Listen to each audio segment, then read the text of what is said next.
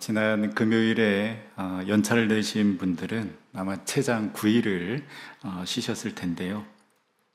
이제 설 명절 보내면서 다음 추석 명절은 어떨까? 제가 달력을 한번 넘겨봤는데 10월 추석은 10월 10일 금요일 하루 연차를 내면 최장 10일을 쉬게 되더라고요. 벌써부터 막 기쁘죠. 벌써부터 비행기 표가 동이 났다라는 뉴스를 보게 되는데요. 잘 쉬는 것도 중요하지만 또한 일상의 자리에서 살아있음에 감사하며 기쁨으로 주어진 삶을 살아가는 것도 중요하기에 일상의 자리에서 기대함으로 감사함으로 일상의 삶을 살아가는 우리 전생의 모든 성도님들이 다 될 수 있기를 간절히 소망합니다. 배가 파산해서 무인도에 간신히 세 사람의 크리스천만이 목숨을 건지게 되었다고 합니다. 세 사람은 그날부터 하나님 우리를 제발 살려달라고 기도를 하기 시작했습니다. 그런데 아무리 응답을 기다려도 기적이 일어나지 않았는데 드디어 100일째 되는 날 하늘에서 음성이 들려온 것입니다. 하나님께서 A에게 야, 너 기도 제목이 뭐냐? A는 말합니다. 가족들이 있는 집으로 지금 당장 날아가고 싶습니다. 그래, 네 믿음대로 될지어다. 말이 끝나자마자 A가 사라진 겁니다.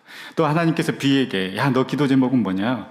B도 말합니다. 저도 빨리 집으로 가고 싶습니다. 그래, 네 믿음대로 될지어다. 순간 B도 집으로 사라졌습니다. 이제 마지막 남은 C에게 야, 너도 기도 제목이 똑같지? 라고 이렇게 물으니까 C는 아닙니다. 저는 집도 없고 가족도 없습니다. 그럼 너의 기도 제목은 뭐냐? 이 무인도에서 A와 B랑 같이 사는 게 제 소망입니다. 그래서 순간 집으로 사라졌던 A와 B가 다시 나타나서 무인도에서 함께 살았다라는 이야기가 있습니다. 우리는 우리가 원하는 대로 되는 것, 이것이 믿음이고 응답이라고 생각하지만 하나님께서는 때로는 우리가 생각하는 것 이상의 것을 요구하실 때가 있습니다. 그때 하나님 편에 서느냐, 아니면 내가 늘 살아왔던 대로 내 경험, 내 지식대로 살아가느냐, 선택의 기로에 서게 되는데요. 오늘 말씀은 그 선택의 기로에서 전적으로 하나님 편에 섰던 사람이 나오는데요. 바로 우리가 잘 아는 아브라함입니다. 아브라함의 삶을 보면서 처음과 마지막이 얼마나 중요한가를 다시 한번 느끼게 됩니다.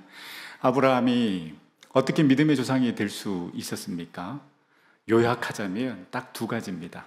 창세기 12장에서 하나님의 말씀대로 떠났고, 창세기 22장에서 모리아산에서 백세에 얻은 아들 이삭을 바쳤습니다. 여러분, 신앙은 익숙한 것에서부터 떠남으로 시작합니다. 익숙하다라는 것은 내가 믿을 구석이 있다라는 것이죠. 그래서 그 익숙함에서 떠나지 않으면 안주하려고 합니다. 그렇기 때문에 갈급한 마음이 생기지 않습니다. 갈급하지 않게 주님을 찾지도 않습니다. 그러다 보니 그 자리에 주님이 들어올 자리가 당연히 없겠죠. 그런데 그 익숙함에서 떠나는 순간, 그 익숙한 것을 내려놓는 순간 불안하고 답답하기도 하지만, 불안하기 때문에 답답하기 때문에 더 주님을 의지하게 되고 주님께 맡길 수밖에 없게 되는 것입니다. 그렇게 주님께 맡기는 순간 주님께서 우리보다 앞서 행하시는 그 놀라운 은혜를 우리는 누리게 되는 것입니다. 아브라함은 그 익숙한 곳에서 떠났기 때문에 하나님의 일하심을 경험할 수가 있었던 것입니다. 떠났을 때 전적으로 일하시는 그 하나님의 은혜를 경험했기 때문에 내려놓을 수도 있었습니다. 백세에 얻은 그 아들, 너무나도 귀한 아들, 그 이삭을 번제단 위에 올려놓는다라는 건 하나님에 대한 신뢰가 없다라면 불가능한 것이죠.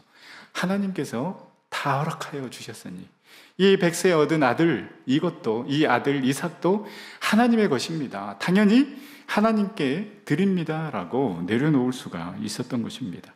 이 떠남과 내려놓음을 통해 우리의 신앙과 믿음 또한 열매 맺기를 간절히 소망합니다. 떠남과 내려놓음, 아브라함 삶의 핵심인데 이 동력이 무엇인가? 이렇게 떠날 수 있었고 그 백세에 얻은 아들 이삭을 하나님 앞에 드릴 수 있었던 것 무엇 때문일까? 하나님의 말씀이었습니다. 말씀이 들려오고 그 들려온 말씀을 믿고 나아간 것입니다. 오늘 우리가 읽었던 창세기 12장에 하나님께서 아브라함을 부르십니다. 성경에 보면 75세, 하나님께서 75세의 아브라함을 부르시는데 아브라함의 75세 이전의 삶에 대해서는 관심을 갖고 있지 않습니다. 중요한 것은 하나님의 말씀이 임한 그때부터, 그리고 그 하나님의 말씀에 순종한 그때부터 아브라함의 진정한 삶이 시작되었다라고 볼 수 있습니다.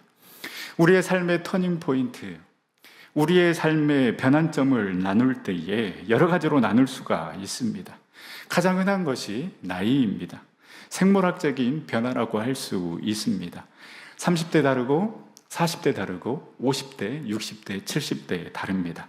희한하게 앞 숫자가 바뀌면 왠지 몸 상태도 바뀌는 것 같은 일이 일어납니다. 그래서 그 숫자에 민감하게 반응하는지도 모르겠습니다. 환경이 바뀌는 기준이 있습니다. 환경 때문에 삶의 터닝포인트가 일어날 수 있습니다. 이사를 하고 이직을 하는 것, 새로운 환경에 적응하는 것 또한 삶의 큰 변화라고 할 수 있습니다. 또한 역할에 따른 변화가 있을 수 있습니다. 직장에서, 교회에서, 아니면 조그만 모임에서라도 뭔가 역할을 맡게 되면 그에 따른 삶의 변화는 당연히 따라오게 됩니다. 결혼해서 남편과 아내가 되고 또 아빠, 엄마가 됨에 따라 그 역할 기준에 따라서 삶의 터닝포인트가 일어날 수 있는 것입니다.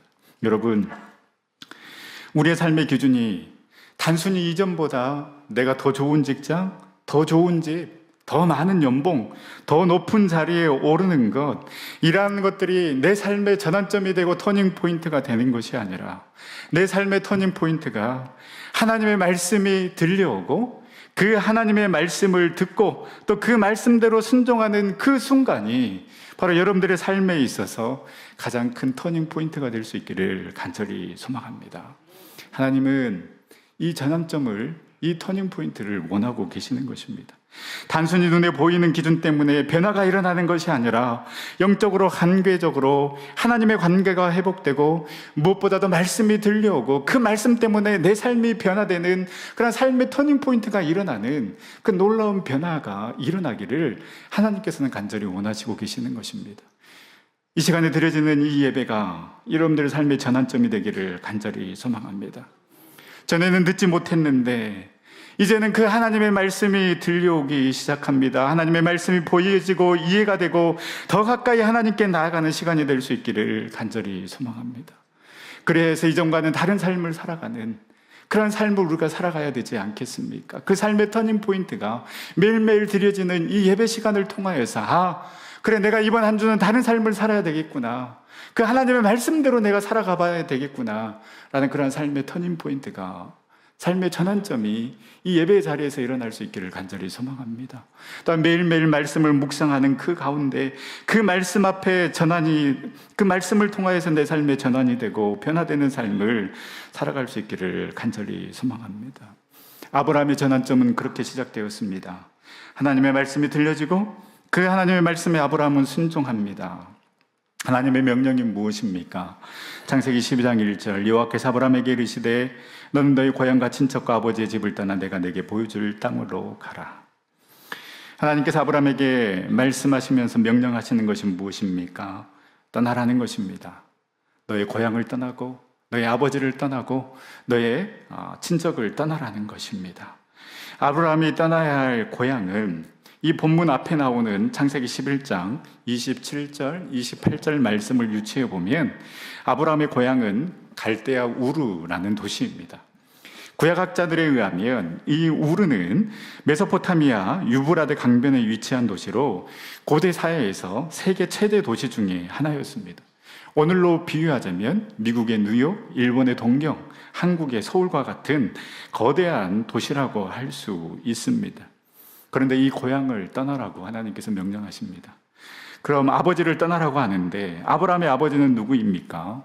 창세기 11장 26절 이하에 보면 아브라함은 데라의 아들입니다. 아버지 데라의 직업이 성경에는 구체적으로 나와 있지 않지만 이 유대인들 전승에 따르면 데라는 흙으로 우상을 만들어 판매하던 사람이라고 전해지고 있습니다. 이 신전에서 사용하는 우상을 만드는 사람은 당대 최고의 부자라고 할 수 있습니다. 여러분, 우상이라는 것은 무엇입니까? 눈에 보이지 않는 신을 대체하는 물건이기 때문에 이러한 물건을 만드는 사람은 상당한 재산과 사회적 지위를 지니고 있었다고 할 수 있습니다. 또한 친척을 떠나라고 하는데요. 이 친척은 무엇입니까?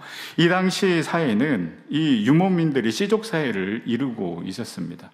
그러니 친척을 떠난다는 것은 자신을 지켜주는 그 안전지대를 벗어나라는 명령입니다. 이것은 죽음을 각오해야 하는 일이었습니다. 그러니 아브라함에게 고향과 친척과 아버집을 떠나라는 것 쉬운 일이 아닙니다. 당대 최고로 화려했던 그 우르라는 도시 문명을 떠나는 것이고, 동시에 아버지로부터 물려받을 수 있는 그 많은 재산, 기업을 포기해야 하는 것이고, 친족 공동체를 떠나는 순간 죽음의 위협이 곳곳에 도사리고 있는데 어찌 친척, 아비, 고향을 떠날 수 있겠습니까? 따라서 이 친척, 아비 집을 떠난다라는 건 나를 지켜주고 있는 그 안전막, 보호막이 다 사라지는 것이라고 할 수 있습니다. 사실 떠나고 싶어도 이 안전막, 이 보호막이 다 사라져버리기 때문에 쉽게 떠날 수 없는 그러한 상황 가운데 아브라함은 하나님의 말씀을 의지하여서 고향을 떠나고 아비 집을 떠나고 친척을 떠나게 됩니다. 내가 의지하고 있는 것, 나를 보호하고 있는 그 안전망을 떠난다는 건 너무나도 두렵습니다. 불안합니다. 걱정이 되고 염려가 됩니다. 그러나 떠날 수 있는 것은 떠나라 하신 분에 대한 믿음과 신뢰가 있기 때문에 떠날 수 있는 것입니다. 하나님이 원하시고 바라시는 것이 바로 이것입니다. 나를 바라보라는 것입니다. 나를 신뢰하라는 것입니다. 우리는 먼저 나의 상황을 이야기합니다. 하나님, 친척, 아비, 고향을 떠나면 살아갈 수가 없습니다. 어떻게 먹고 살아갑니까? 어떻게 적의 그 위험으로부터 보호받을 수 있겠습니까? 여기서 떠나면 죽습니다. 내가 어떻게 살아갈 수 있겠습니까? 나와 함께한 식솔들은 어떻게 살아갑니까? 만약 아브라함이 본토 친척 아비 집을 떠나라고 했을 때에 그 아브라함이 맞닥뜨리게 될 그 상황을 먼저 생각했다라면 아브라함은 절대 하나님의 말씀대로 떠나지 못했을 것입니다. 이러한 걱정과 염려 때문에 하나님의 말씀에 순종하지 않고 그 자리에 머물러 있었다라면 아브라함의 삶은 편안하고 안정적으로 살아갈 수 있었겠지만, 그러나 그 순간순간마다 인도하시는 그 하나님의 인도하심, 그 하나님의 일하심은 결코 경험하지 못했을 것입니다. 여러분 어떻습니까?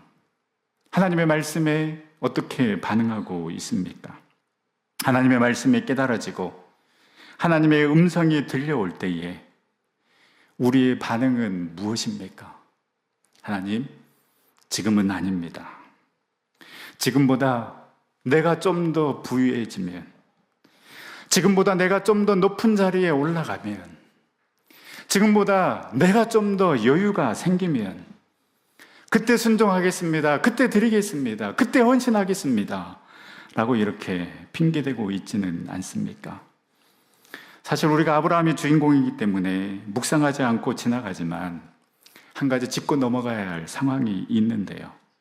고향과 친척을 떠나라라는 이